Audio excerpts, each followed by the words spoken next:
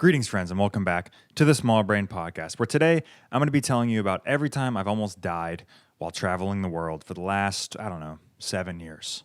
So make sure you click subscribe because we publish new videos every week, guys. We're way more consistent on the podcast channel than we are on the main channel. So please do us a favor, reward our hard work, and click subscribe. Go over on Spotify, leave us a review. Unless you hate us, unless you don't like us, then definitely don't leave us a review, okay? All right, let's get into it. Enough rambling. So the first time I want to talk about I almost died while traveling is on a motorcycle in Colombia. This is probably the closest I have ever come to death. I'm not being hyperbolic. I'm not exaggerating.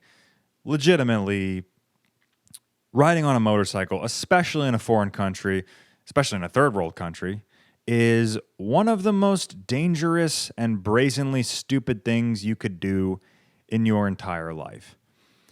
It's actually a miracle or a curse, I'm not sure what to call it, that basically anybody can get on a motorcycle in Colombia or Indonesia for that matter. No one's licensed in these countries. I didn't get any special certification. I didn't get any special thing on my license. It wasn't even like, hey, do you know how to shift gear? There was no questions asked when I bought my motorcycle. And I'm sure some of you desperate folks, that want to save the $300 on the motorcycle safety course are frothing at the mouth right now. You're probably thinking, wow, I can go there and live a great life. I can go to Bali and join the ranks of all the low IQ tourists that aren't creative enough to come up with a new fun place to visit on their own. They just want to go where all their friends go. And it's possible in a place like Bali. It's possible in a place like Colombia. It's quite easy, in fact. They want to take your money. They'll look for excuses to take your money for anything. They'll rob you, and that's another story we'll get to later. But they're always after the money. There's really no reason for them to tell you no. They don't actually care about your safety. The government doesn't want to put in place regulations that would keep its citizenry safe. Oh, no. Although I guess they could implement like a motorcycle safety skills test and make you pay for it. But I guess they don't. Maybe they're not that smart. I don't know. But needless to say, I was in Colombia. I hadn't ridden a motorcycle I guess I was 12 years old last time I rode a bike. Yeah, I was 12 years old on a little 100cc Honda. And so it had been over a decade since I had sat on a motorcycle. But the nice people in Colombia saw that I think it was like $1,200 to buy a slightly used motorcycle. Let's be honest, I wasn't balling or anything. Very affordable price, but you do get what you pay for in Colombia. It wasn't the nicest piece of machinery. It was definitely no Yamaha. And if this goes to tell you anything, in Colombia, if you drive a Yamaha, that's like a fucking Rolls Royce of motorcycles. There's like literally no selection. There's no Ducati. There's no fucking BMW.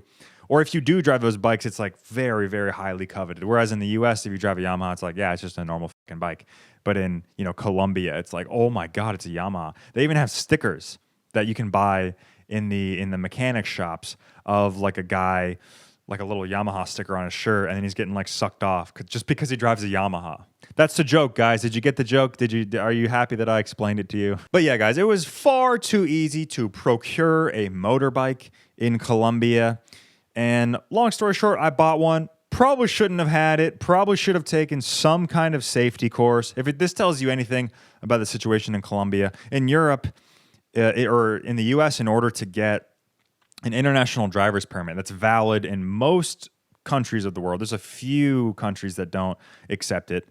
But what the international driver's permit basically like translates your driver's license into basically all the world's languages. So you can take it abroad, and if they've like signed on to some Geneva Convention or some like some international agreement, they accept it. They pretty much have to accept it. That's actually why in the Vietnam video where the cops asked for the bribe, I knew that I was in the right. I knew they were asking for a bribe. I knew it was some tomfoolery, and I was very kind of stubborn with them. I was like, nope, this is right. This is right, and I'm going to leave now because, I did kind of treat it, like like people treat the cops in the U.S. I was like, nope. I know my rights. But I did, and didn't get. So anyways, probably could have ended up in a CCP prison. a fucking little communist hellhole. They probably could have waterboarded me with like salmonella water. But that's besides the point. And I actually have no idea what we were just talking about. Shit.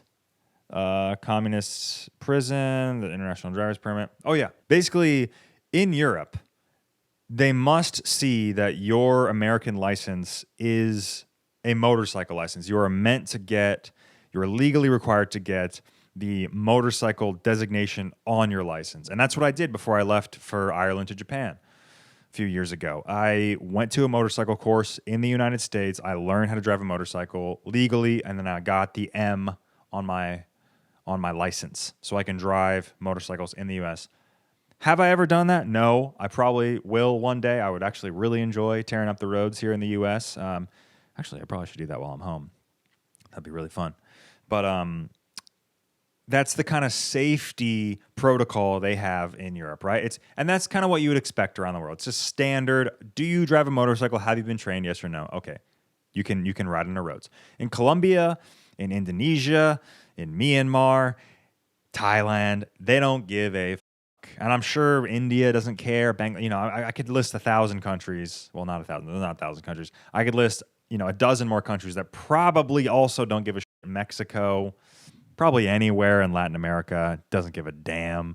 Maybe Uruguay cares, or Argentina, but that's just not the kind of standards that exist south of the border. And we'll see as I get to more of these stories why Colombia almost killed me multiple times, and why I have not gone south of Texas in going on 3 years now, because I just refuse to die. I would rather not go to a place that's tried to kill me several times. Anyways, enough rambling. I'm going to tell you about this first story. So I get on the bike and we're like kind of carving up the roads and stuff. And a lot of the highways in Colombia are not like the highways in the US. Like in the US, we'll kind of just blast through a mountain range, or we'll like, tear up a rice field or a cornfield, or we'll like fucking evict, minority families from the hill country, and just tell them to get fucked because, Johnny, what's his face, needs to eat his McDonald's, at 8:30 a.m. And he doesn't want to go looking around Appalachia for it. He wants to drive on Interstate 95 all the way through. He wants it to be a straight shot. He wants to kill all the turtles and all the little sweet creatures and the dolphins and whatever else is hanging out in the mountains. They don't care. Americans don't care. We want to just blast through as quickly as possible. We don't want to take the scenic route. We don't want to support local businesses. We want to eat at Subway and Wendy's and McDonald's, and we want to stop and get our gas at Love's, okay, and Pilot. All right, that's the kind of people that we are. But in Colombia, they're much more kind of in tune with nature. And to be fair, they probably can't afford to be blasting up mountain ranges. Let's be 100% honest. Let's keep it a buck, folks. I don't think that they have the budget in Colombia to be blasting through entire mountain ranges. And maybe, you're a Colombian and you're a proud, Latinx person. And maybe you're saying, oh, no, it's because we value nature and this and this and this and this. And, you Americans are slobs and pigs. First of all, I don't think a Colombian would say that. I don't know why I'm making them sound like a French person in this made-up scenario. But in reality, I think it's literally because they simply cannot afford to do it. There's not a lot of money floating around in Latin America. And again, we'll see in one of the upcoming stories that a certain individual was down on his luck and needed my money. Okay? So, without giving that away. So basically in Colombia, you just hop on a bike. You pay your money, you get your little fucking license. They might pretend like it's actually some government oversight and some kind of safety protocols happening. There's none. I don't even think there's helmet laws in Colombia. They don't give a fuck. All right? They value their lives less than we do in the US. In the US, we think that we're 2 steps away from death at all times in the US. We really do. We are some afraid motherfuckers. In Colombia, they don't care. Dude, I saw a guy riding a motorcycle in Colombia with his flip-flops on, no helmet, smoking a cig, doing a wheelie. I mean, if that's not the definition of freedom, I don't know what is. I guess getting a Ford F-150 and, getting cheated on while you're in Afghanistan, I guess that's the definition of freedom. But who am I to say?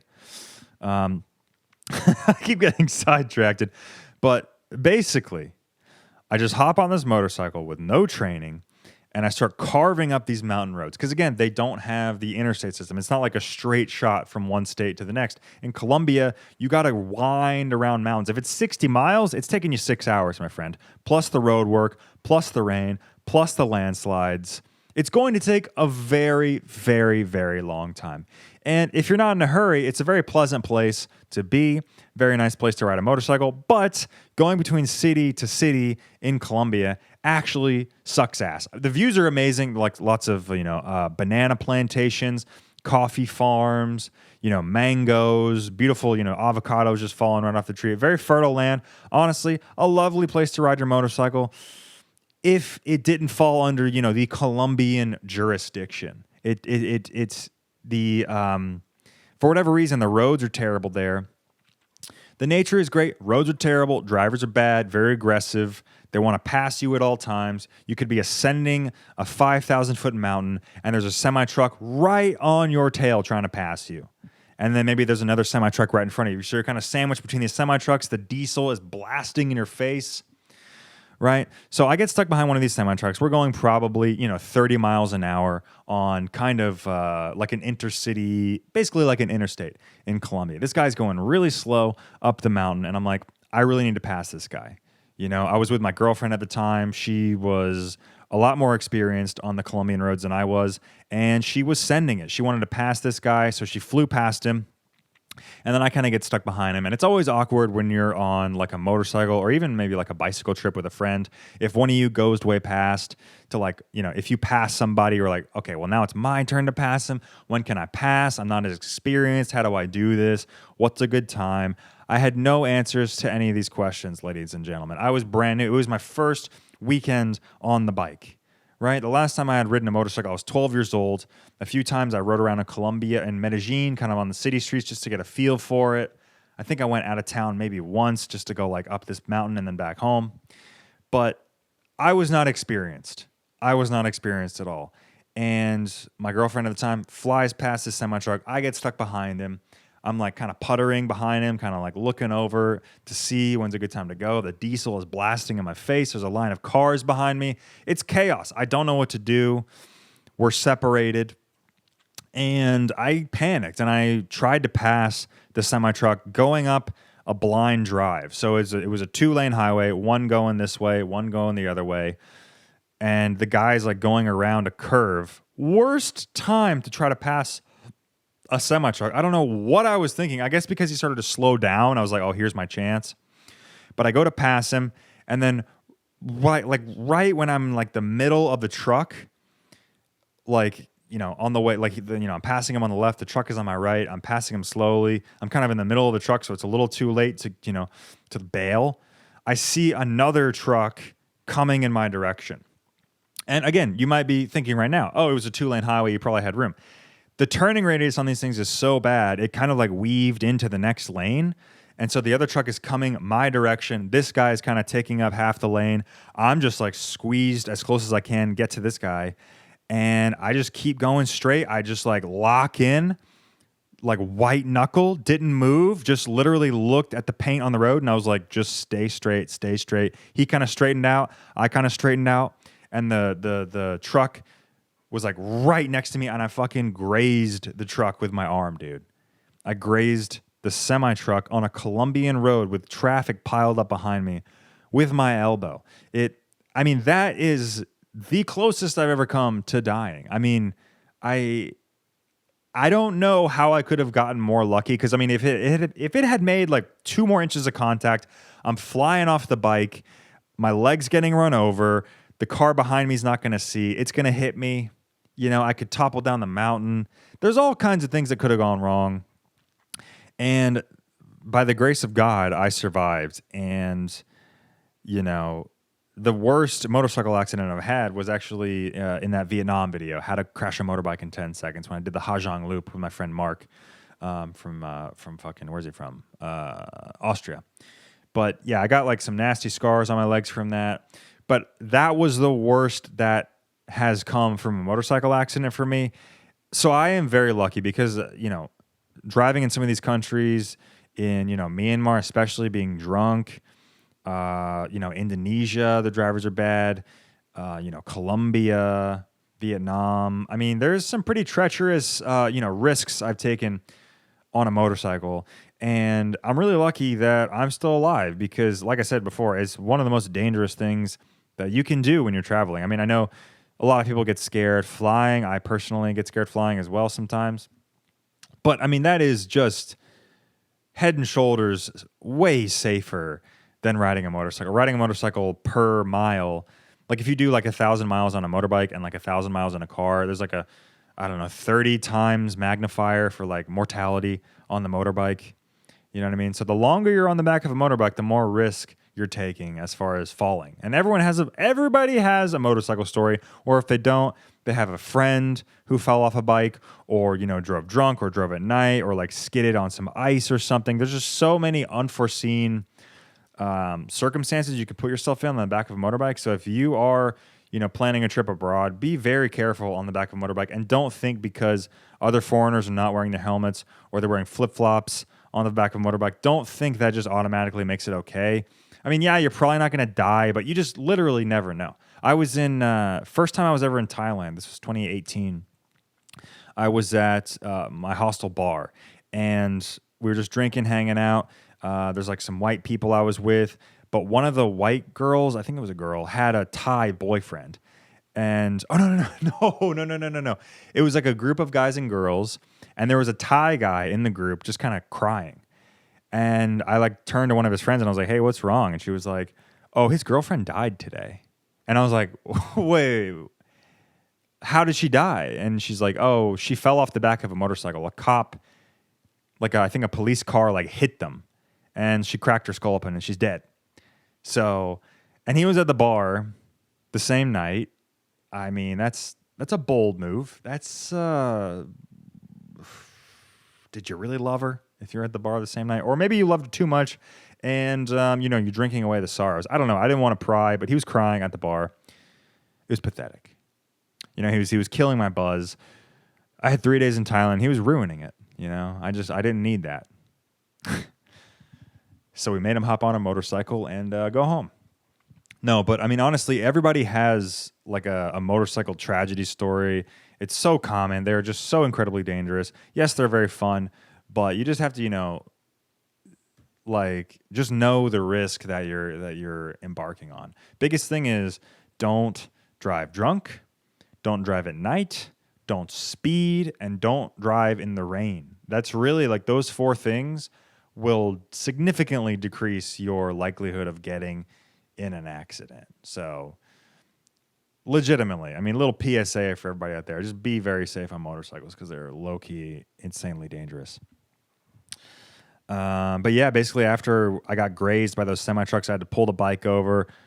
My heart was palpitating. I was lightheaded. I was, I don't even know if you'd call it a panic attack or just like a reasonable, physiological response. I feel like my body needed to be freaking out. I mean, I almost died. I mean, that's not anxiety. That's like a legitimate bodily, reaction to almost perishing. But we kept going on the road trip. Girlfriend at the time was a bit crazy, bit ambitious with the things she wanted to do. Maybe a more considerate person would have, suggested we turn around and go home. Or maybe we were just too far along in the trip. I don't even remember. But thinking back, I'm like, why did I even hop back on the bike? Like, that's kind of a sign, like a telltale sign. Like, it's not worth it. Like, just take a cab. I mean, yeah, it's fun. The motorcycle, I feel like in America presents kind of this symbol of freedom, whereas in other parts of the world, especially in India, Vietnam, like lower income countries, they don't view it as that. They view it as like the cheapest way to get around. Like if you can afford a car, you're driving a car. You're not driving a motorcycle. You're not driving a tuk-tuk. That's pathetic. That's for poor people. We have money. We drive cars. That's kind of how they see it. So, yeah.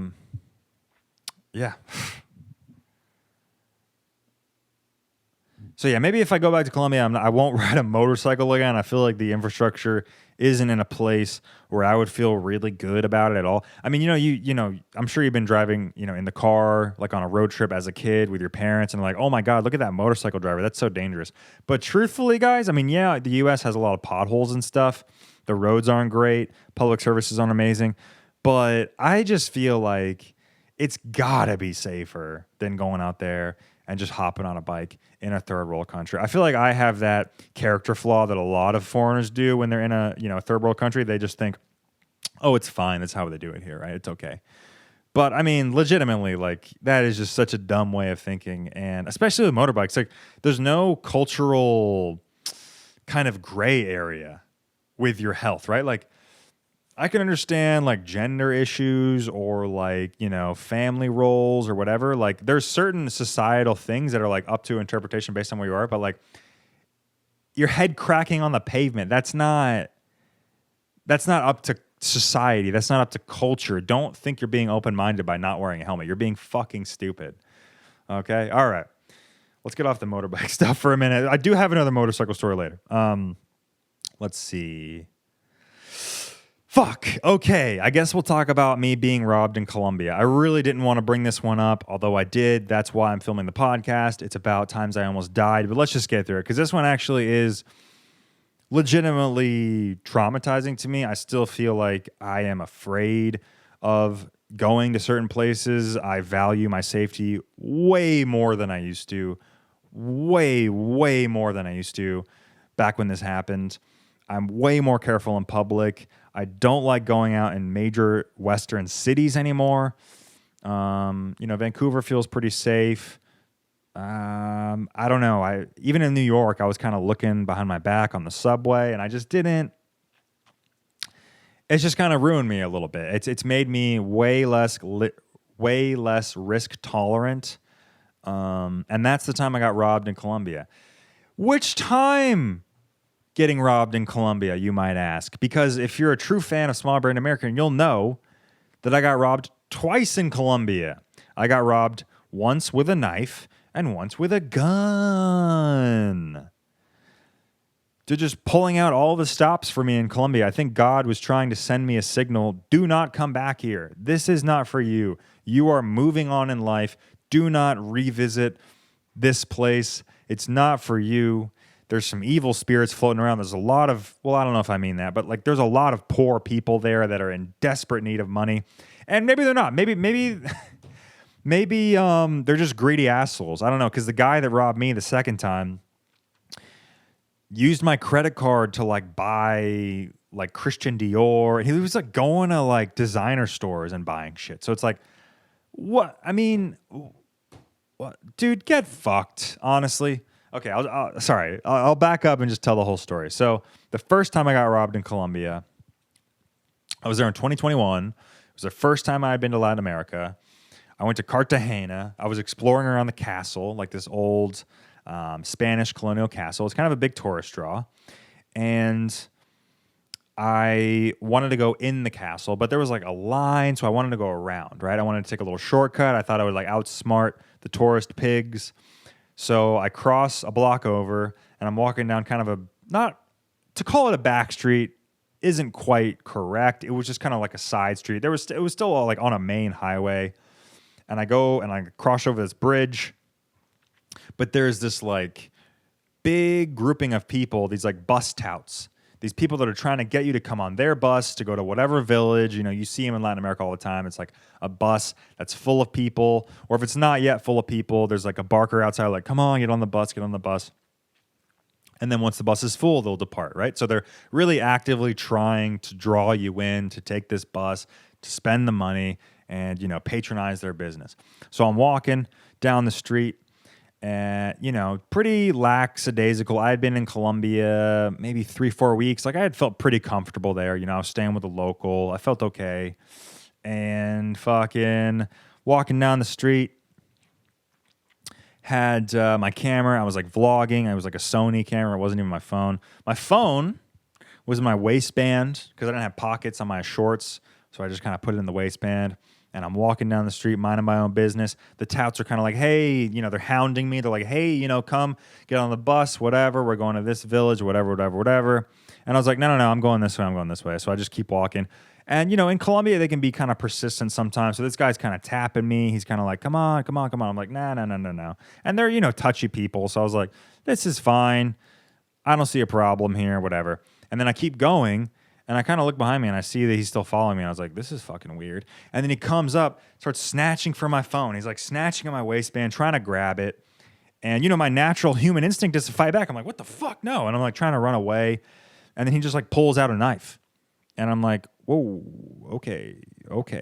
Please do not stab me in the guts for my iPhone. Just take it. He runs off. Everybody around me, all these locals had just seen what happened, and they were like, run after him, run. So I was in my little chacos, my little sandals, and I just started sprinting after him. I was like, I want to get this phone back. And so he ran back to where he was earlier. It was like a big crowd, like I said, lots of buses, lots of commotion, lots of people, and he just kind of disappears into the crowd, Jason Bourne style. And I was like, well, there goes, 1,000 pictures from the last few weeks in Colombia. There goes, basically everything. My whole digital footprint is on that phone. I guess he has it now and he's going to sell it on the dark web or whatever. I don't know what the fuck they do with their phones there. But I was basically like, it's gone. And I just kind of had a moment where my heart sank and I was like, damn, dude, it's got robbed. And I look over and a lot of these locals are screaming and pointing at me. Right? In this huge crowd of people, they're like, hey, him. And they're pointing at me. And I was like, oh, here we fucking go. I'm going to get robbed again. What do you want? I have nothing more to give, bro. I just gave you my fucking $1,200 iPhone. And fucking this new character emerges off of the bus wearing a motorcycle helmet. His face is kind of covered. He's got a gun in his hand. And I was like, oh, my God. What is this? Why does this guy have a gun? Why is everyone screaming my name? I mean, I thought it was about to escalate even more. I thought I was going to get kidnapped or something. I don't know. My mind was just racing with like the worst case scenarios. The guy comes up to me and just hands me my phone. He just hands it to me and walks away. And I said, thank you so much. I think I tried to give him a little money. He wouldn't take it. He was like, no, just, be safe. And honestly, man, guardian angel of a guy. Absolute guardian angel. Saved me from a lot of headache. I mean, number one, I didn't get stabbed. That's definitely the takeaway here is my body was okay. My property was stolen. It was handed back to me. And the good people of Colombia prevailed. They prevented, a fucking criminal from ruining my experience that day. Yeah, but dude, after that, Colombia just absolutely went downhill for me. I was staying with this local guy on his couch, and then one night I wake up, he's trying to suck my dick. He's like grabbing me, he's like outside my pants, he's like licking on my pants. I'm like, what the fuck? It was just after that, it was just all downhill, and that's why I feel like a very, very negative feeling towards Colombia now is like, I don't know how many signs I need that I'm not supposed to be somewhere. I was robbed once at knife point. I was sexually assaulted by a local. By the way, I went to the cops and tried to do something about it. I was like, look, here's his name. Here's his address. Everything's still in the room. Like, I don't know if you want to do a DNA test or something. I don't know. I was out of my mind a little bit. I was going insane. And I know in retrospect that would have done nothing. But I just wanted the cops to at least reciprocate a little bit of my, I don't know. I just wanted something to happen to this guy, and they were just like, go away. Like, they pretty much laughed at me and called me gay. I mean, it was like really, that was a terrible experience, man. I stayed in Colombia extra time to resolve this. And I was like, well, I'll go to the embassy, I'll get a lawyer, and nothing happens. And, I shouldn't be surprised. I mean, that's just how it is, I guess. But, I've never really talked about this publicly, and I guess technically it's not me almost dying, but it was one of the worst experiences of my life. Yeah, guys, let this be a lesson to you. Never use the app Couchsurfing, okay? I've had two we'll just call them strange encounters. at best, at worst, full-on sexual assault on couch surfing. Another guy in New York City got me wasted and was like feeling all over me and stuff. And I was like blackout drunk. I was hiding from him in the bathroom. I was like, dude, don't fuck with me. Like, please, like, let's just, I don't know. It was a very weird situation because on couch surfing, the dynamic is so weird because you need them and they know that. And it's a lot of gay guys that just want to bust nuts. And you know, if you're gonna tell me like I put myself in these situations, I'm not really interested in hearing that because I kind of know that already. Like I know that I need to be more careful in the future. But at the time, I was just broke. I was trying to see the world on a shoestring, and it put me in a lot of weird positions. And I feel like if you're in a similar situation, like please do not use couch surfing. Even if you're a girl or a guy, it doesn't matter. Because if you're a girl, you have a target on your back of like guys, straight guys that want to sleep with you. And if you're a guy, you have a target on your back of gay guys wanting to sleep with you. And it's just, there's so much of this. There's like nudists that are nudist. Oh, let me express myself. I'm a nudist. It's disgusting. Why are you like advertising this on a website where people need you? Like they're down on their luck. They don't have a lot of money. They're in a new place. They don't know where they are. And you're going to fucking take advantage of them. And like, it's weird. They're like masquerading their perversion as kindness. They're like, oh, look how kind I am. I'll let you sleep on my couch. Oh, by the way, I'm going to try to suck you off in the middle of the night. Like, it's just so strange. And like, the power dynamic is so much in their favor because it's their home. It's their country. They know everything about it. You know, they're offering you, you know, a couch to sleep on. So you kind of owe them something in a way. So a lot of times you feel like you need to hang out with them. And when you do, they get weird. You know, you drink too much. They get touchy-feely. They just think they're entitled to you and they're entitled to your body and all this stuff. And it's just like, what the fuck, man? Like, I don't know, man. I'll never use couch surfing again, dude. I'll never use it again. I mean, I can't believe I used it again after that experience in Palomino, Colombia. I can't believe that I went back to it. So again, if you're interested in telling me that it's my fault, please just get fucked. I mean, it's been years since this has happened, and I've like tried to process it, and I've tried to you know, come to terms with it. And I do realize I was partly, I don't want to say at fault, but like I could have behaved differently and not put myself in those situations. So fuck, dude. Yeah, it's just rough. Please, guys, in all seriousness, do not use couch surfing. It's completely been taken over by gay men and nudists and perverts and guys that want to hook up. It's just like, it's ruined, man. It's absolutely ruined. It's no good anymore. So please, I beg of you, do not use couch surfing. Do not use it. So I guess we'll get to, this is a fucking traumatic podcast. I guess we'll get to the time I was robbed at gunpoint in Colombia, as if there weren't enough signs for me to not be in Colombia anymore. I feel like I got a resounding answer from the heavens above, stay the fuck out of Colombia, and I went back to have a motorcycle trip with my friend Jason. I had just hit 100,000 subscribers on YouTube. I wanted to go down there to celebrate. Jason was in one of my first like 5 videos on the channel. It's called like Stranded in Colombia or Lost in Colombia, Local Showed Us the Way or something like that. And we took a motorcycle journey into the mountains. He's a really great guy, really fun, really easy to travel with. And I was like, let's do something again like that. I'm a better YouTuber now. I feel like I could tell the story better. Let's go to Colombia and go on a little weekend trip with the boys. So I arrive, you know, hang out the first night. I think Jason was working, so I didn't see him. Went to bed, woke up the next day, hit 100,000 subscribers, and we wanted to go out for dinner. So we had a couple beers, literally 2 beers. We weren't drunk, and we're just walking home.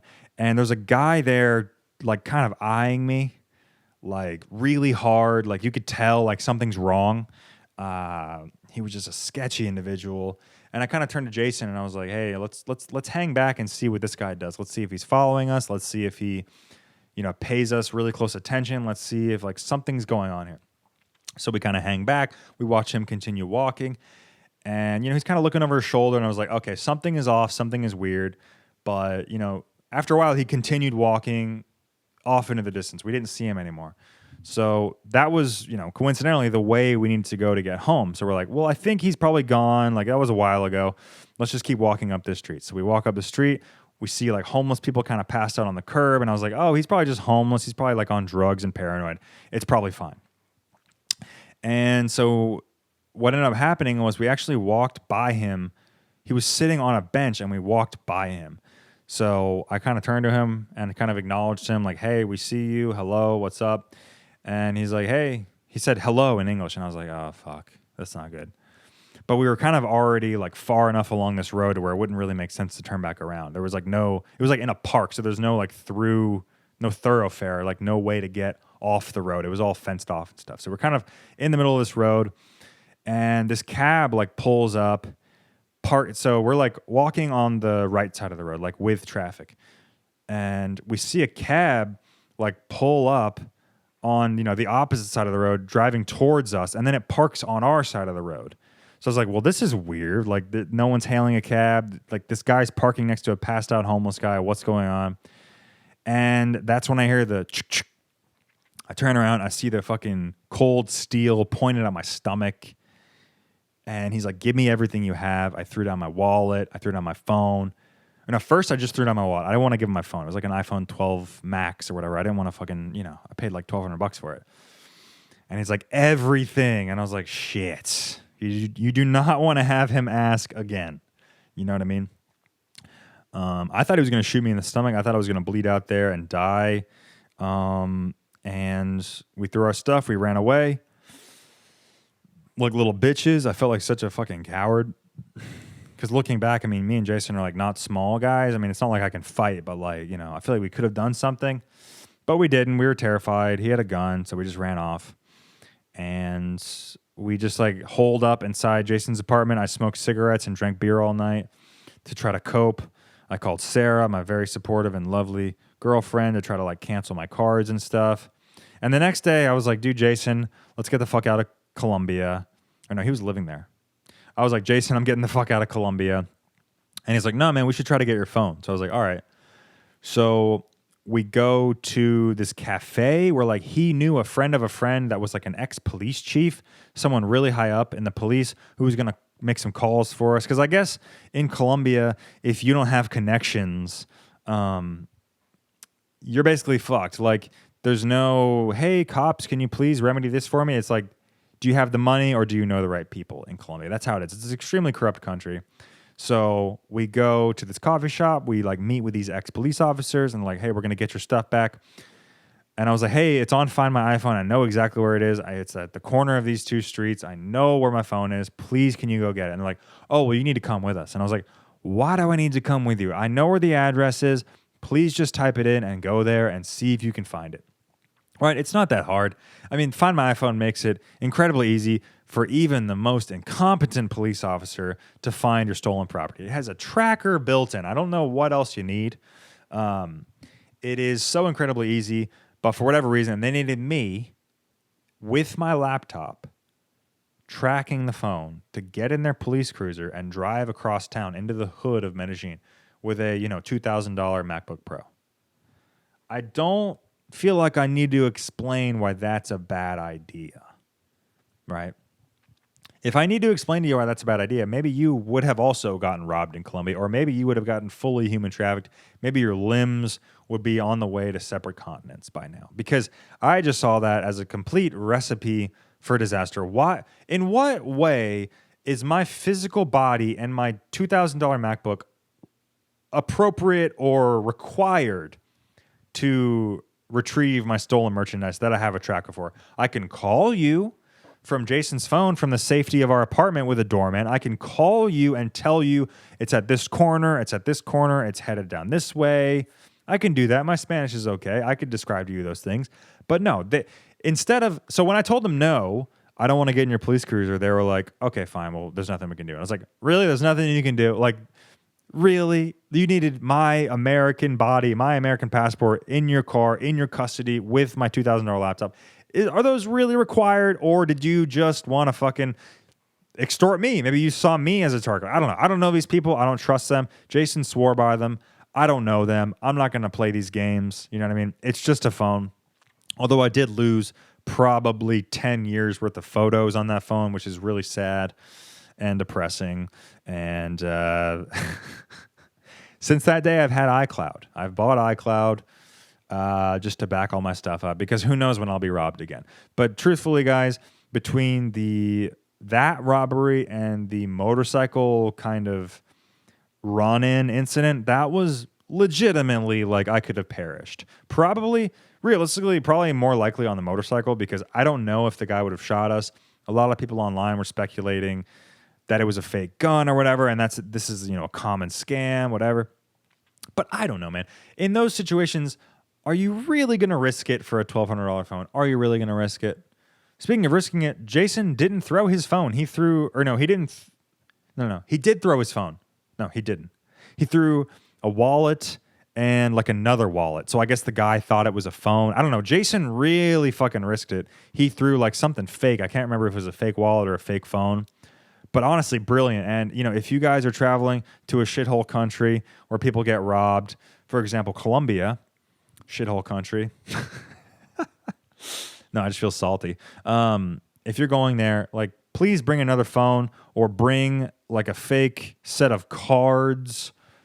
Bring some kind of decoy material so when you're getting robbed, you can just throw that and no questions asked and you'll be all right. Because, guys, like, it's not worth it. All these people going to Colombia, going to the favelas of Brazil, unless you're Timmy Carter, like, unless you're really built for it, like, don't risk it, man. Like, what's the point?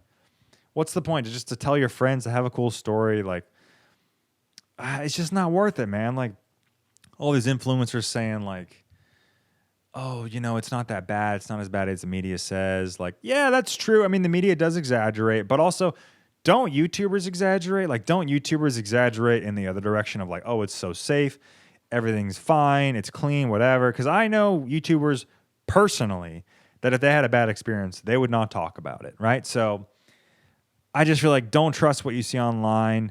Just play it safe. It's not worth it, man. Like, just fucking stay alive, please, guys. Okay, this has turned into a much more serious podcast than I intended to. Let's see. Fucking hell, I've had some really close run-ins, huh? Jesus Christ. Okay, the next one legitimately also could have died. I was scuba diving in the Philippines, going to a sunken shipwreck, Japanese warship, and basically got trapped inside. Jesus Christ. So when you're scuba diving, you're supposed to get certified for different levels of diving, right? Like they have technical diving, which is like over 100 feet. It takes a lot of skills. It takes a lot of math and science. You're supposed to know how the air pressure in your tank is being compressed by the depth. And if you're at a certain depth, you could feel kind of sick based on, the nitrogen poisoning. So there's a lot of factors to take into consideration when diving. It's not just like jumping in the water with a tank and like fucking around. It's like you got to know a little bit of math and science. Is it safe for me to get back in the water? How deep can we go? Is there a current? There's a lot of kind of advanced skill sets as you get to the top of the diving food chain. And one of those skill sets is diving in shipwrecks. You're not supposed to dive in a shipwreck if you're not certified, because you can get stuck, your cords can get stuck on things, you can get trapped, you can panic, you can flail around, you can lose a lot of oxygen. And that's basically what happened to me. I never posted this on my YouTube channel just because I was honestly embarrassed about it. It's on Patreon. It's called like Deep Inside a Filipino Cock Ring Almost Died, where I start the video doing some cockfighting and we end with this shipwreck dive, which honestly, I shouldn't have gone on. I was not certified, but everyone in the Philippines is so happy-go-lucky. They're like, "Oh yeah, it's fine, yeah, fucking yeah, all smiles in the Philippines." They're like, "Oh no, it's easy." But we go in these ships. The enclosures are really small. There's no light except for the flashlight that you have. I had never used a flashlight, so I'm trying to film. I'm trying to use a flashlight. I'm trying to check my air. I'm trying to like whatever. It's there's a lot to manage. And by the way, there's like a big crowd of people. You go in there like one at a time, single file, and something happens. How the fuck do you get out? And so the first time in my life, I had experienced claustrophobia of like, I'm in this really enclosed space. I don't know where the exit is. I don't know if I'll be able to leave if I really need to. I don't know if I have enough air. I was just freaking out the entire time. And it was not good. We like ended up getting in some room deep in the bowels of the ship. It was like a commercial ship. So they had like, dining rooms and like barracks and fucking, to sleep. And so anyways, we get in this one room. I think it was like the boiler room or something at like the center of the ship. It's super black and dark. There's like one little beam of light coming in from the roof. And I'm looking at it like, could I fit through there if I really need to? Could I fit through there? Could I fit through there? That's like what I was thinking this entire time. Every time I saw a hole, I was like, can I fit through that? And I just wasn't having a good time. There's no reason I should have gone on this dive. And I looked down in the boiler room, and it's like a fucking skeleton of a turtle that I guess had gotten stuck in the boiler room and not been able to escape and died. And I was like, I'm going to be that fucking turtle. So I turned to my dive master, and I'm like, let's go up. Let's get out. We get out in a timely fashion. Thank God. I barely had enough air to get out of there because when you're, having a panic attack, which I was, you start consuming a lot more air. And so we basically got to like the bottom of the ship, the deepest part, and I was like, I'm almost out of air. Can we please go up? So we did. Thank God I said something when I did, because if I had waited, man, like I would have been low on air, even deeper in the ship. And I don't know how I would do that with like maneuvering through the holes. I guess I'd have to like pass, or the dive master would have to pass his, regulator, his like mouthpiece to me. Maybe he'd have to like go through one way and then like pass me the regulator. I don't know, man. It would have been really bad. It would have been truly like a nightmarish death situation. But we got out and we went on another dive because I got gaslit into thinking that it was okay. The dive masters were like, no, it's fine. This one's a lot easier. And it really wasn't. I mean, like, I guess maybe it was a little easier, but you got to think, like, these dive masters are diving on these ships every single day. It's their livelihood. It's their career. They're down there every day. It's totally fine for them. They're born, around these waters. I'm still a new diver. I had done, like, less than 30 dives at the time. I was just trying to get my feet wet, you know what I mean? And, maybe, like, big differences for them were nothing to me. Like, it felt just as bad as the last dive. So I was like, let's go up. But I guess the route to get out of the ship was like, you couldn't just go back the way you came because there's something with the current, or like, I think that's where they were sending new divers down. So we couldn't go, the wrong direction against traffic, I guess, because it would like clog up and whatever. And that creates a whole new set of problems. So we had just started the dive, and I was like, let's go back up. But we were like in this another little fucking cave thing where I can barely see the light at the top. And he's like, just calm down, we'll go out. So we start heading out, and I'm like, dude, we're going down another dark and scary little alley. Can we please go up? And I tug on his fin. I'm like, up. And he's like, calm down, we'll go out. And Sarah comes to him and is like, up.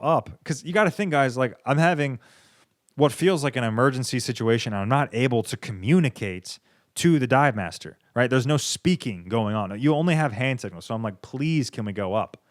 And eventually we did get out, but it was after a long and arduous and scary, dive back to the boat. Like, again, I'm sucking air. I'm using all my air. I have to use a dive master's air.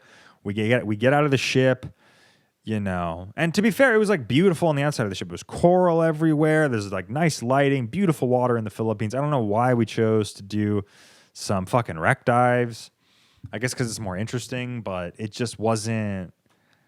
It wasn't for me. I shouldn't have done it in the first place. I definitely should not have done the second dive. That was extremely stupid of me. And again, that's why I didn't want to post on YouTube. I'm not proud of this. I didn't want to like make this public. I mean, I guess it's kind of public on Patreon, but I just figured Patreon's a way for people that really fuck with me and really appreciate my content will be able to watch it instead of it being out there for the masses to consume and fucking ridicule me over. But yeah, it just wasn't for me, man. And it was honestly one of the scariest experiences of my life. I feel like I'm probably not, psychologically over that. I still feel a bit claustrophobic. I don't like being in small enclosed containers. Yeah, so that's my trauma, guys. So thanks for listening. Let's see. I think that's probably it. Yeah, and I guess the last notable time I was almost killed while traveling was the sucky guy in Vietnam. I feel like anything could have happened. He could have pulled me in there. He could have had guns. He could have had knives. He could have had, Vietnamese Yakuza, the guy wanting for me to suck his balls on the bed. Could have had homies in the closet fucking tying me down. I have no idea. You just never know when you're traveling, guys. Please be careful out there. Learn from my mistakes. Do not use couch surfing. Do not dive or do any like motorcycle riding like beyond your limits. Like set firm boundaries with yourself. Don't Don't let the locals gaslight you into thinking that it's fine, because I just feel like they place, less value on their lives out there. So your life is very precious. Protect it at all costs. I'll see you in the next one. Bye-bye.